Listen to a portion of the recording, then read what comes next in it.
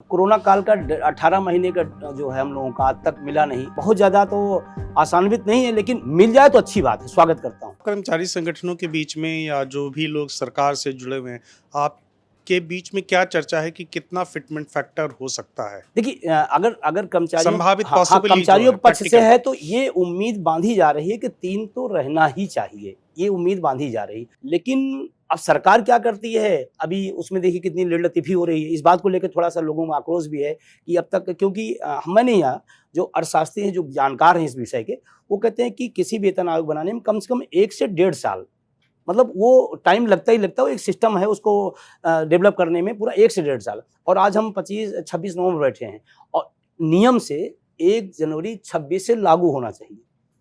अभी कमेटियाँ बन रही हैं, फिर उसकी रिपोर्ट कब आएगी, फिर स्ट्रक्चर क्या तैयार होगा, क्योंकि वो लंबा प्रोसेस है।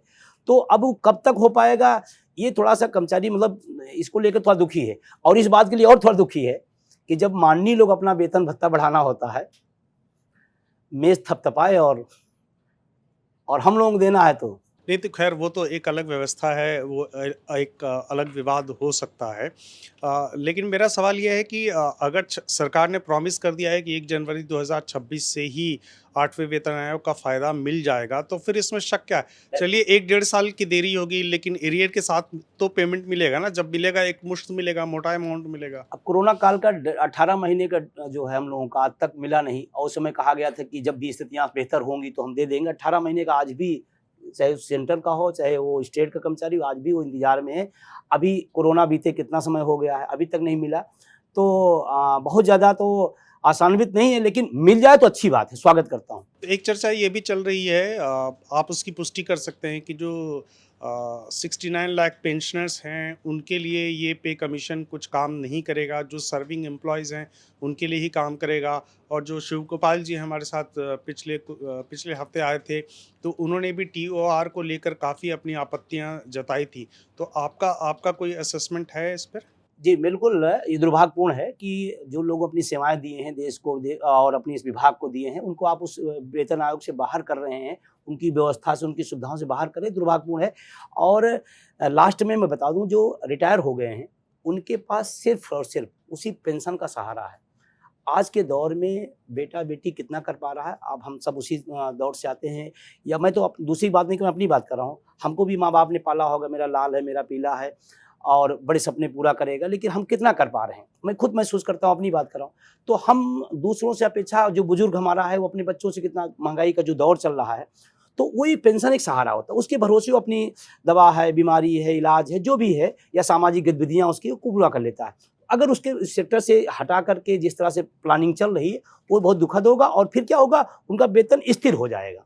फिर वो जो बीच-बीच में अपना लाभ मिलता रहता है और महँगाई के रेशियो में पहुँच जाते हैं, वो नहीं हो पाएगा।